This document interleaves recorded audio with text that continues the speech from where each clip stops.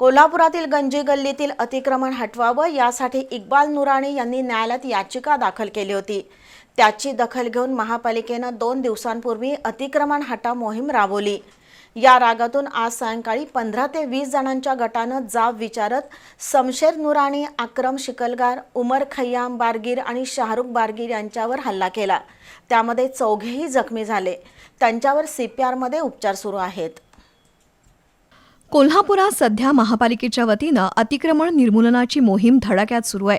शहराच्या विविध भागात अतिक्रमणं वाढत चालली आहेत। त्या विरोधात तक्रारी प्राप्त झाल्यानंतर कारवाईचा बडगा उगारला जातोय। गंजी गल्ली आणि बडी मस्जिद परिसरातील अतिक्रमणाबाबत इक्बाल नुराणी यांनी सर्किट बेंचमध्ये याचिका दाखल केली होती। त्याची दखल घेऊन महापालिकेनं 2 दिवसांपूर्वी या परिसरात मोहीम राबवून अतिक्रमणं हटवली होती।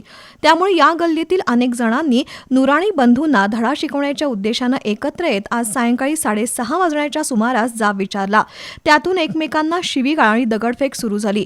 अशातच संतापलेल्या वसीम चाबुकस्वार, मोहसिन चाबुकस्वार, सोन्या शेख, टिन्या शेख, इलियास बारगीर, मजनू बारगीर, इनक्या बारगीर, खय्याम बारगीर, शकील भोरी, अमन चिकनवाला यांच्यासह 8 ते 10 जणांनी शमशेर नुराणी, अक्रम शिकलगार, उमर खय्याम बारगीर आणि शाहरुख बारगीर यांच्यावर हल्ला केला।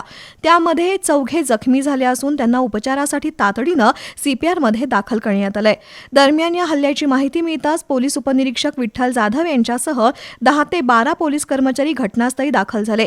पोलिसांना पाहताच हल्लेखोर पसार झाले। या घटनेची नोंद करण्याचं काम रात्री उशिरापर्यंत लक्ष्मीपुरी पोलिसात सुरू होतं।